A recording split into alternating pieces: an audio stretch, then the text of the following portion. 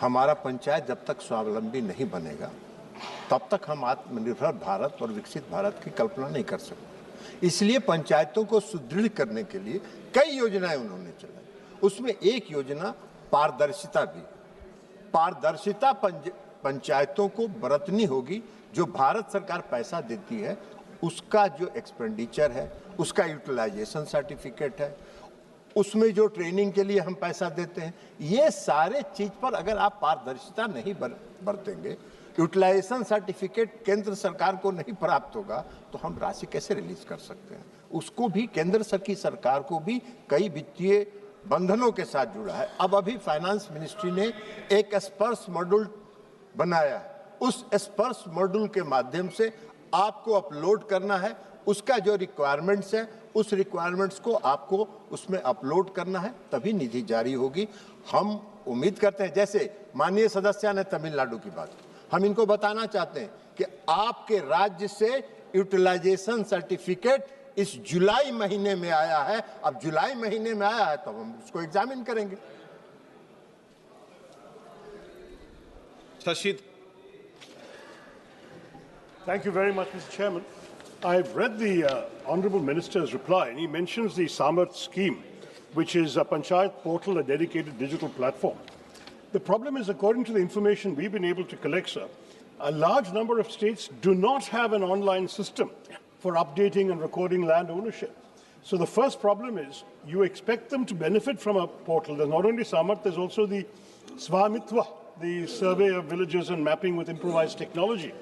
The problem we have here is, sir, that has the ministry taken any steps to strengthen technology, to provide last mile connectivity to the Gram Panchayats, and to train the Panchayat officers on how to use this? Because in the absence of that, if you are counting on digitization to improve the own source revenue, and they don't have the capacity to actually use the digital stuff, how is it going to change? We have your own answer says per capita is only 59 rupees in the country. Per capita income generation in panchayats is 59 rupees.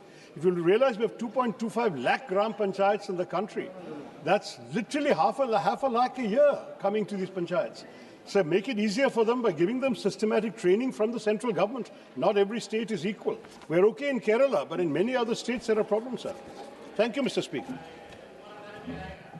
अध्यक्ष महोदय, माननीय सदस्य ने कहा एक तो कि ये पूरा पंचायत का पूरा प्रबंधन जो है राज्य का विषय है और यह पूर्णतः राज्य के अधीन है।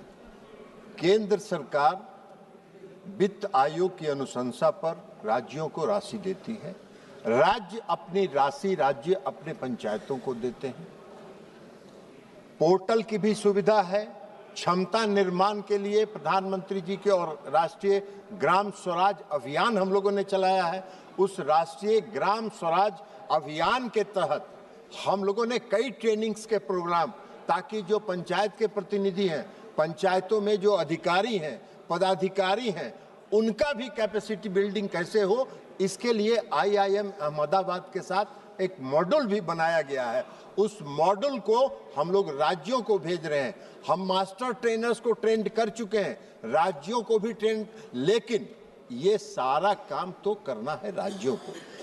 कैपेसिटी बिल्डिंग के लिए, पंचायतों को प्रोत्साहित करने के लिए हम लोग राष्ट्रीय पुरस्कार की भी योजना चला रहे हैं। जो पंचायत अच्छा काम करता है, जो पंचायत बेहतर काम करता है, वहाँ के पंचायत प्रतिनिधियों को हम लोग राष्ट्रीय पुरस्कार से सम्मानित करते हैं। तो ये सारे कार्यक्रम हम लोग चला रहे हैं और पोर्टल के लिए भी आदरणीय प्रधानमंत्री जी ने सभी पंचायतों को ऑप्टिकल फाइबर के साथ जोड़ने का भी अभियान चलाया है। तो ऑप्टिकल फाइबर से जुड़ेगा तो स्वाभाविक तौर पर जो सूचना प्रणाली है वो मजबूत होगी।